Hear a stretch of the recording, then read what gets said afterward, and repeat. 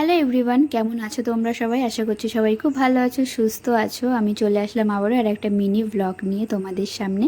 প্রথমেই চলে এসেছি একটা মিষ্টির দোকানে, কিছু মিষ্টি কিনবো আর কিছু খাবার দাবার তো আমাদের কেনা হয়ে গেছে। আর এখন আমরা যাচ্ছি হলো আমার ননদের বাড়িতে।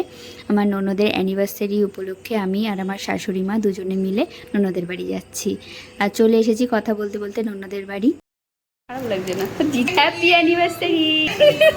আসার সঙ্গে সঙ্গে দিদি দিয়ে দিল এক গ্লাস লাসি, আর যেটা কিন্তু খেতে খুবই ভালো লাগছিল, কারণ এত গরমে এরকম ঠান্ডা ঠান্ডা লাসি খেতে কিন্তু খুবই ভালো লাগে। তারপরে দিল একটু ফল। তারপরেই আমাদের দুপুরের লাঞ্চ নিয়ে কিন্তু বসে পড়েছি। দেখো কত কিছু মেনু ছিল দুপুরের লাঞ্চে। সন্ধ্যাবেলায় সবাই মিলে খেলাম একটু আইসক্রিম। যা গরম পড়েছে, এই গরমে আইসক্রিম খাওয়ার মজাটাই কিন্তু আলাদা। আর এই দুষ্টুটার দুষ্টুমিটা তোমরা দেখো। তারপরে খেলাম একটু তারপরে আমরা একটু বেরিয়েছিলাম, আমি দিদি আর জিজু আমরা তিনজনে মিলে বেরিয়েছি। আর আমরা গিয়েছিলাম একটু কাঁচরাপাড়া কিছু কেনাকাটি করব বলে।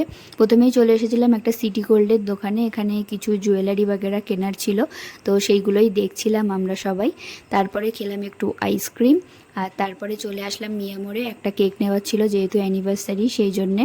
তো এখানে দেখো একটা কেক কিন্তু নেওয়া হয়ে গেছে আমাদের। তারপরে বাড়িতে এসে এখন এখানে কেক কাটিং হবে।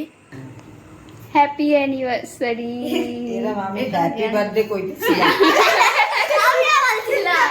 আজকের আমার এই মিনি ব্লগটা তোমাদের কেমন লাগলো অবশ্যই কিন্তু জানিও।